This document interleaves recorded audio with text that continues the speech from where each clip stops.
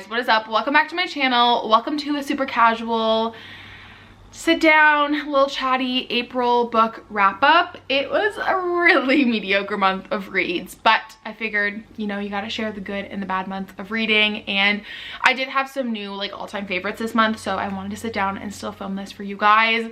I think I ended up reading about 10 or 11 books, which is pretty low for me. But the one thing about reading is it's subjective to the person, because I typically read 15 to 20 books a month.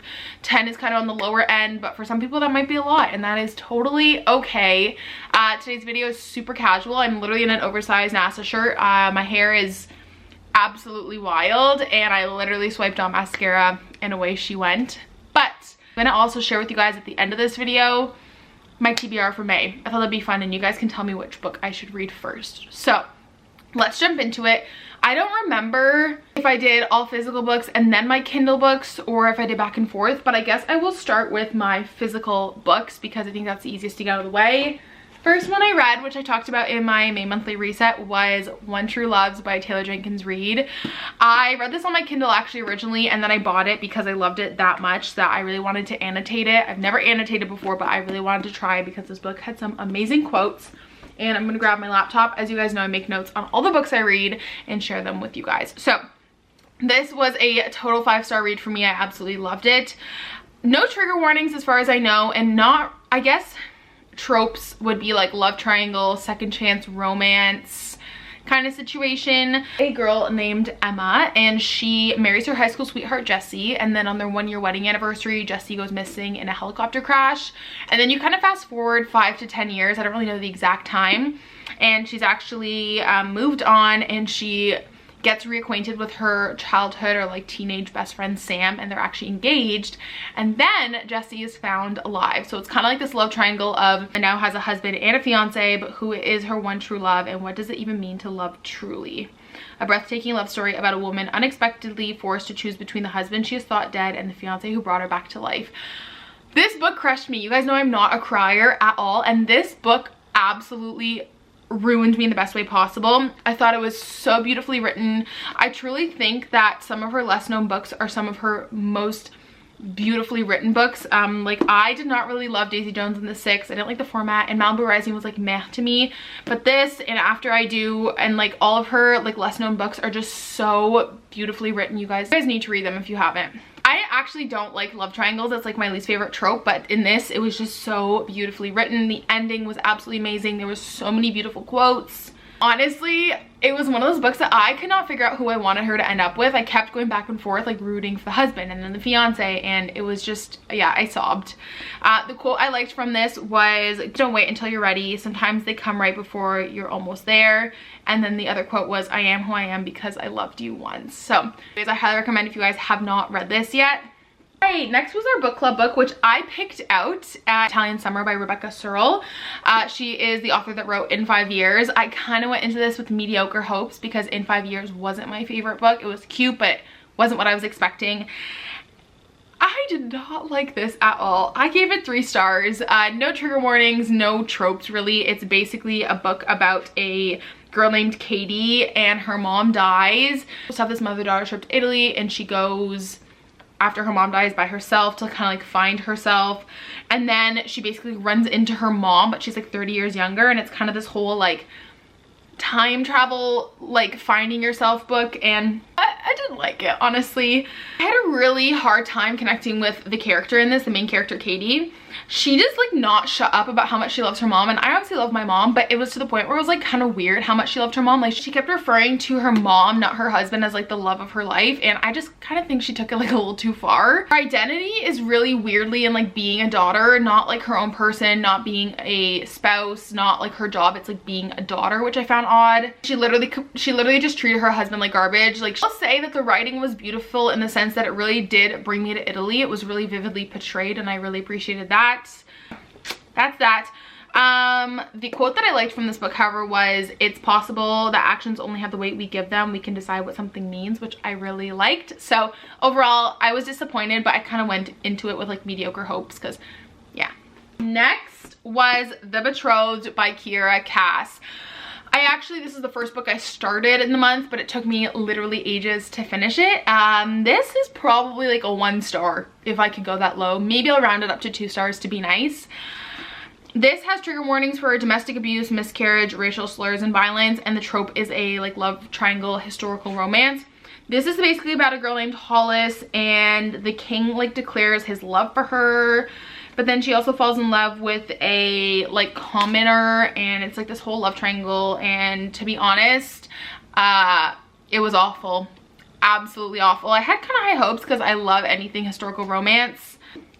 I didn't like the main character. She annoyed the actual shit out of me. I quite literally fell asleep constantly reading this book, whether it was on vacation by the pool or at home. Like, I could not tell you really anything. Like, I just know that I finished it. Nothing happens. There's no tension. There's no plot. It is like a whole book of blandness, like, not to be rude. The characters are flat. There's no character development. It had so much potential, which is what bothers me. Like, it was this girl, she was betrothed to the king and falls in love with someone else. It had so much potential, and it really, really let me down. I've heard that her selection series is a lot better. I honestly don't think I'm gonna give it the time of day. Just this really turned me off. But yeah, it was awful. Local Woman Missing by Mary Kubica. Or Kubica, I don't know how to say her name. Loved this. This was a 4.5 stars. So good. I really loved The Other Misses. I love her book, so I knew that I would like this one. Warning to child abduction, and then the trope is like a missing child return situation. So basically, there's a girl that goes missing. Her name is Shelby, and then a wife and her daughter also go missing, Meredith and Delilah. And then 11 years later, Delilah returns, and it's like a multiple POV story. Several timelines, various POV. If that's not your thing, you might not enjoy this. It honestly took me till about 30% of the book to like get the flow of the story and the characters and the POV and to get a good feel for what's happening. So it was a bit of a slow start for me.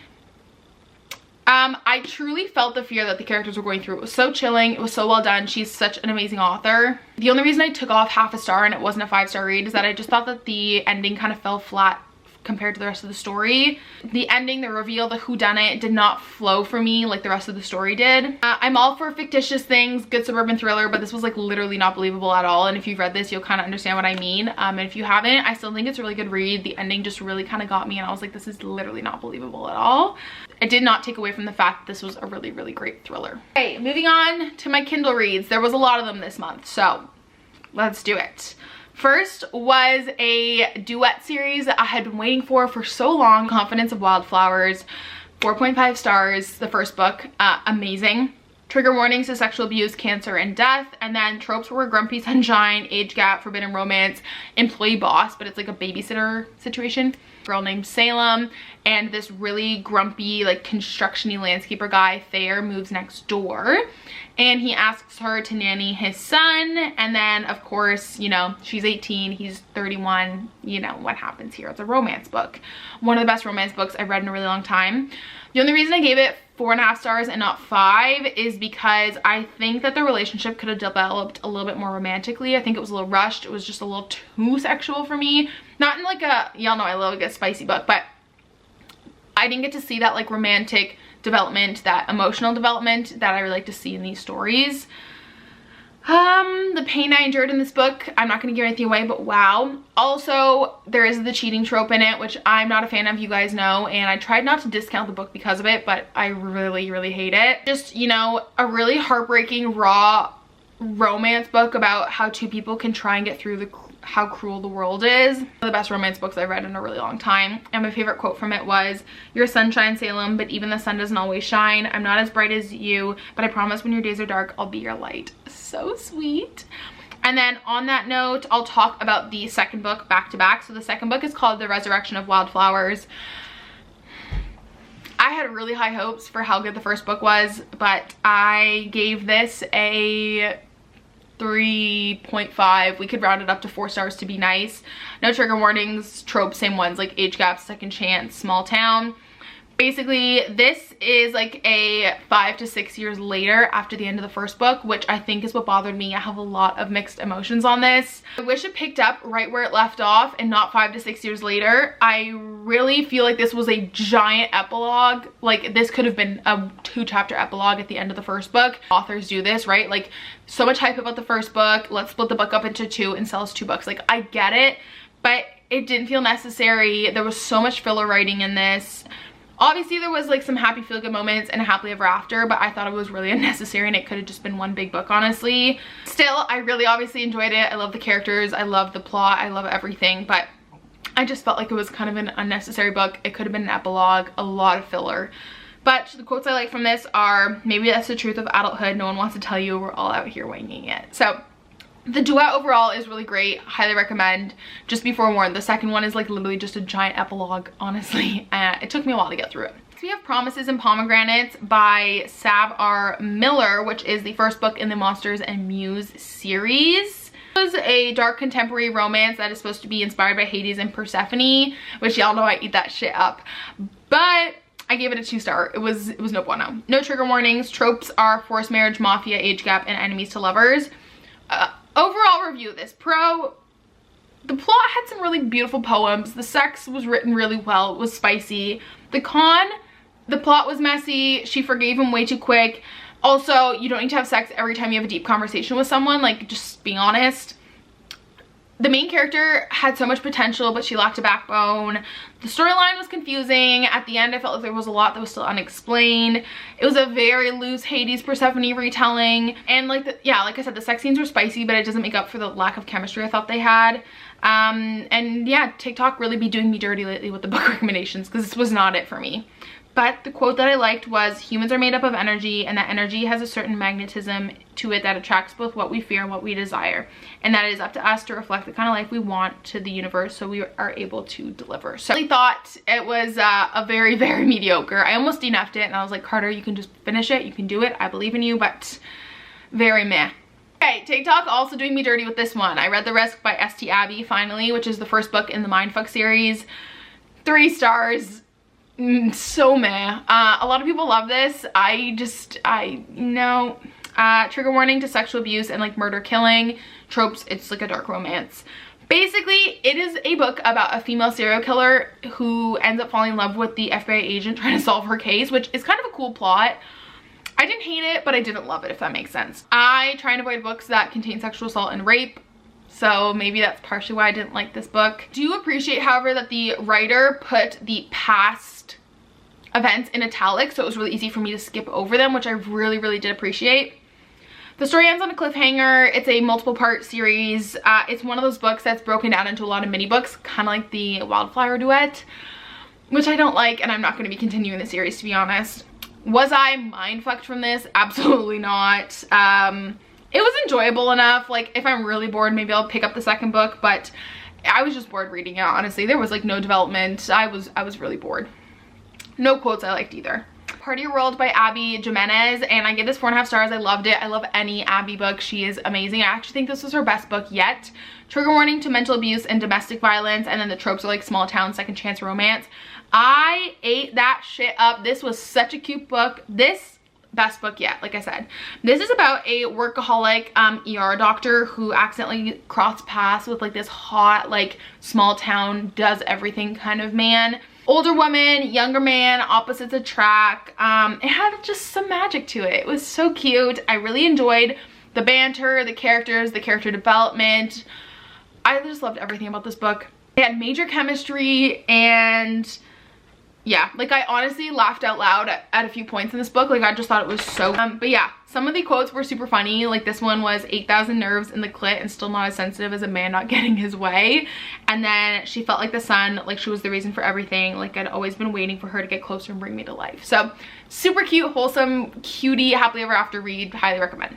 This was a really sad one, mainly because it was the last book in the series, but I finally read Maxim, which Samantha Whiskey really does not tell anyone when she's releasing a book. Like out of nowhere, she just puts it out there, and I kind of love it. It's like always a little surprise. This was number 10 in the Carolina Reaper series, which I'm not usually into sports romance, but Samantha Whiskey just has like a way with sports romance. I love it. 4.5 stars. It was a 5-star, and I'll tell you guys why I bumped it down. I'm really sad the series is over. I just love a good, interconnected, wholesome romance series. There's a little bit of spice to it. It's not like crazy spicy, but I love it because all the other characters make appearances because they're all on a hockey team together. It is just so good. Trigger warnings, tropes are grumpy sunshine, sports romance, friends to lovers, forced proximity, and best friend's brother. It was like such a good one. This was basically about Maxim, he's like, you know, the lead scorer on the Carolina Reapers. His sister's going to Italy for a few months and was like, hey, I need a favor. Can my friend stay with you? Evie, who like little friends to lovers, enemies to lovers, they all like kind of grew up together. And this was so good. The tension in this was so off the charts. The relationship felt like a real life relationship, not fake, not forced. I love how all the past characters, like I said, are in the books, but this is a standalone, but I highly recommend reading the series. They're so good, lighthearted, cute romance reads. They're sweet to me because it was the last book in the series, like I said, and the only reason I gave it a 4.5 stars and not 5 was because he kept like proving that he loved her, and her insecurities just like kind of got really tiresome. Like he kept constantly proving himself to her, and it was like kind of getting annoying that she just didn't realize it. But overall, so cute. There wasn't any quotes I liked, but amazing. I love anything Samantha Whiskey. Last book that I read this month was Eyes on Me by Sarah Kate, which is the second book in the Salacious Players Club, which I gave this 4 stars. I like this a lot more than the first one, actually. Trigger warnings to voyeurism, depression, attempted suicide, and tropes are forbidden romance, kink praise, age gap, and enemies to lovers. So basically, Garrett is one of the Salacious Club owners. You obviously meet the other one in the first book, and he is into voyeurism, which is like when you just watch people, you know, get the freak on. And basically one night he's like doing some research, and he's like on a camgirl app, and he sees his stepsister Mia, who total enemies, like hate each other, and there's a 15-year age gap between them. And basically he starts talking to her through like a private chat. She doesn't know it's him, and y'all know where that leads. I'm usually not into the whole like step sibling thing at all. I kind of just like try and put that in the back of my mind and pretend like they're just like friends, because the books are really well written. I just don't really love that trope, to be honest. The sexual tension in this book was like off the charts. The emotional journey was also great. I find sometimes with spicy books they lack that emotional development, and you know, the characters both showed vulnerability and growth, and it was more than a steamy read. Highly recommend. It was so good. So those are all the books that I read in April. It was, like I said, a really up and down month with reads, but I wanted to share with you guys some of my books I've picked up for May, and you guys can let me know which one to read first. I already have purchased Book Lovers by Emily Henry. It's on pre-order. It's coming soon. I will obviously read that. I have Fool Me Once by Ashley Winstead. I've never heard of this author. Saw it at Walmart, picked it up. It's a workplace enemies to lovers second chance romance. Sounds kind of cute. We got Watch Out for Her by Samantha Bailey, who wrote Woman on the Edge. Really excited for this one. Has like an it situation going on. A new Taryn Fisher book, which I'm excited about. Her last book was a little bit of a disappointment compared to The Wives, but I'm excited for this. Honest Lie. Then we have Sally Hepworth and The Younger Wife, which I love Sally Hepworth. She wrote The Good Sister. And then lastly, I'm so excited for this. I haven't read a nonfiction book in a long time, but I picked this up at Home Goods for $8. It's the Priyanka Chopra Jonas memoir, so super excited about that. Let me know what I should read first down below. Thanks for watching. Obviously, let me know what your favorite book was that you read this month down below. I would love to know, and I'll talk to you guys next time. Bye!